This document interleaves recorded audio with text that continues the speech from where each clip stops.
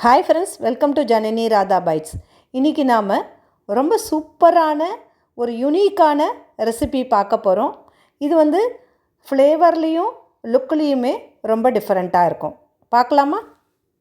இந்த ரெசிப்பியை என்னோடய பெரியம்மா ஹூ இஸ் அபவ் 80 years ரொம்ப டிஃப்ரெண்ட்டான ஸ்டைலில் ப்ரிப்பேர் பண்ணி எங்களுக்கு ப்ரெசன்ட் பண்ணியிருக்காங்க. இதுக்கு தேவையான சாமான்கள்: பால் 1/2 லிட்டர், பாதாம் முந்திரி கொஞ்சம் எடுத்துக்கோங்க, சர்க்கரை 1 கப்பு, கார்ன்ஃப்ளவர் 2 ஸ்பூனு, ஜாதிக்காய் 1 டிஞ்சு. ஜாதிக்காவை பொடி பண்ணி எடுத்து வச்சுக்கணும். ஏலக்காய் கொஞ்சம் பொடி பண்ணி எடுத்துக்கணும். கொஞ்சமாக டூட்டி ஃப்ரூட்டி ஒரு லுக்குக்காக எடுத்துக்கலாம். ரெசிபியோட அட்ராக்ஷனுக்கு யூஸ் பண்ணியிருக்கு. அடுத்ததாக நாங்கள் பூரி செய்கிறதுக்கு மல்டிக்ரெயின் ஆட்டா யூஸ் பண்ணியிருக்கோம். அதுக்கப்புறமா சிரோட்டி ரவா, இது 2 யூஸ் பண்ணியிருக்கோம். மைதா யூஸ் பண்ணல. ஒரு சேஞ்சுக்கு, ஒரு ஹெல்த்தியாக இருக்கட்டும்ங்கிறதுக்காக மல்டிக்ரெயின் ஆட்டா யூஸ் பண்ணியிருக்கு.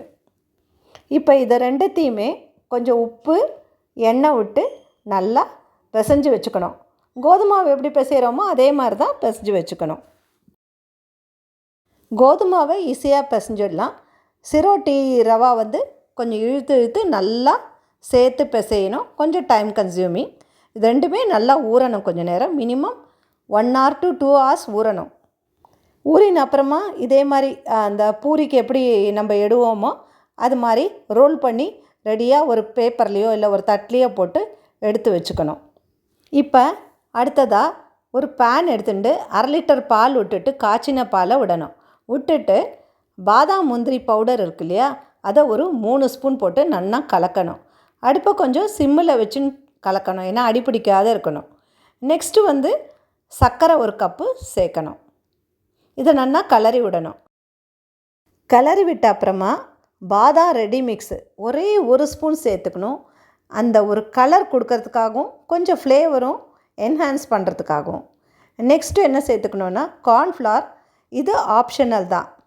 ஒரு 2 ஸ்பூன் கொஞ்சமாக 1/4 கப் தண்ணியில் சேர்த்து இதில் கிளறி விடணும். இப்போ இது அடி பிடிச்சிரும். பொறுமையாக கலரணும். அப்பப்போ அடுப்பை சின்னதாக்கிண்டு கலரி விட்ட அப்புறம் பெருசாக்கிக்கலாம். கடைசியாக ஜாதிக்காய் பவுடர் கொஞ்சமாக ஒரே 1 டிஞ்சு, ஏலக்காய் பவுடர் 1 ஸ்பூன் சேர்த்துக்கலாம். உங்களோட ஆப்ஷன் தான் ஜாதிக்காய் பவுடர்லாம். ஜாதிக்காயில் நிறைய ஹெல்த் பெனிஃபிட்ஸ் இருக்கிறதுனால கொஞ்சமாக சேர்த்துருக்கு. ஸோ இப்போ கலர்ஃபுல் பால் ரெடி. அதை தனியாக எடுத்து வச்சிடலாம். நெக்ஸ்ட்டு ஸ்டெப் என்னென்னா, ஒரு பேனில் எண்ணெய் எடுத்துக்கணும். நல்லா சூடான உடனே நம்ம ரோல் பண்ணி வச்சுருக்கோம் இல்லையா, அந்த பூரி மாதிரி, அதை இதில் ஒன்றா போட்டு பொரித்து எடுக்கணும். இது நம்மளுக்கு என்ன ஷேப் வேணுமோ அப்படி பண்ணிக்கலாம். இந்த சிரோட்டி ரவா பிசைஞ்சு வச்சுருக்கோம்ல, அதை ரோல் பண்ணி வச்சுருக்கோம்ல, அதை ஒரு சோமாசி மாதிரி அந்த ஷேப்பில் ரெடி பண்ணியிருக்கோம்.